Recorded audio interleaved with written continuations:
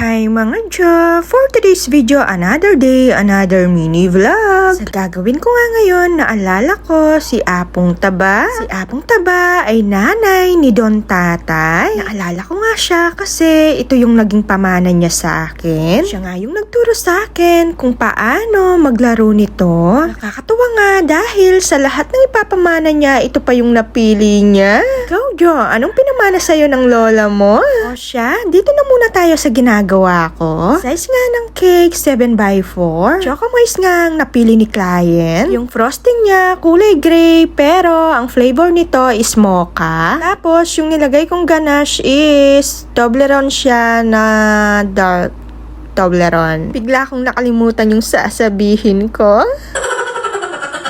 At paglagay ko nga dito sa cake, nagulat ako. Baligtad yung pagkalagay ko. Ang tanga lang, no? Well, habulin ko na lang ito sa frosting para pumantay siya. At pagkatapos, nilagay ko na nga itong tira kong manok. Ganache pala. Diyos ko, meging soundtrack ko tuloy ring manok ko.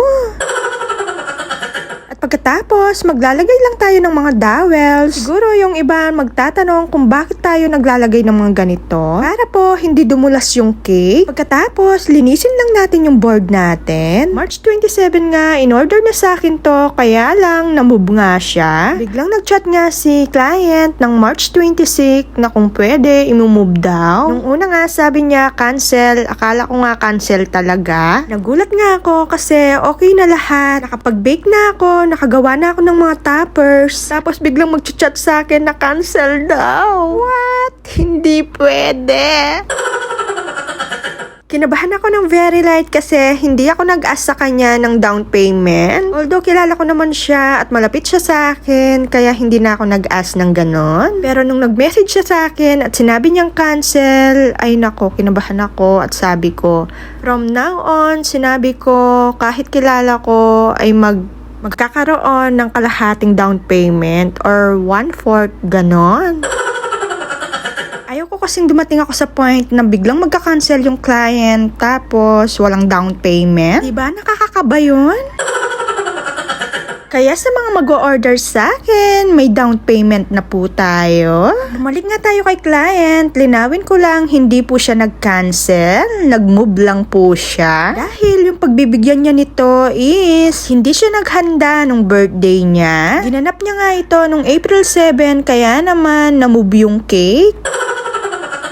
At buti na lang nung March 27 ay may biglang nag-order sa atin. Kaya naman hindi na sayang yung binake natin. Ito nga yung binigay na team ni client. Sa mga kapampangan na mamaltok dyan, balo yun ay ni.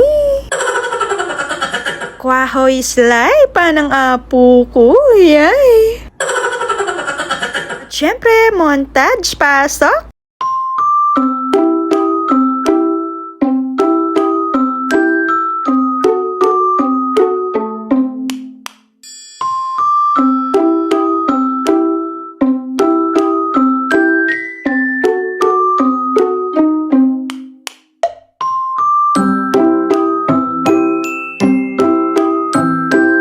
Ayun na nga, nung April 7 nga, dalawa nga yung ginawa nating cake. Siyempre, gusto kong magpasalamat sa nag-order sa akin. Yung client kong napakaganda.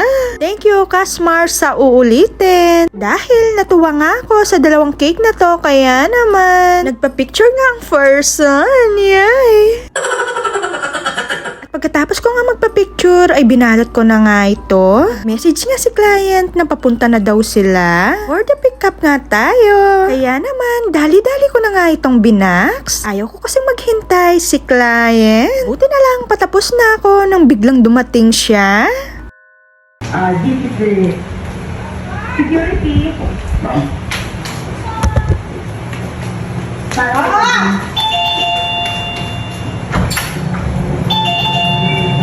Tapi talaga, sige lang.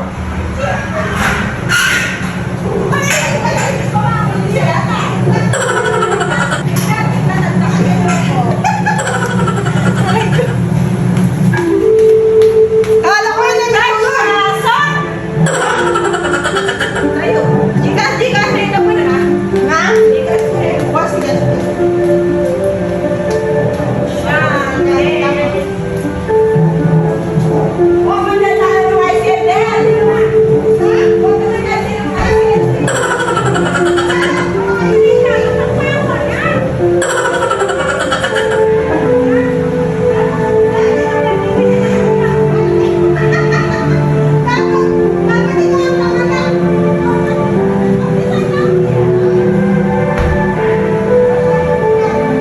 pumasok na rin si Jo Marites nyo. Yay! At yun lang. Thank you for watching. Bye!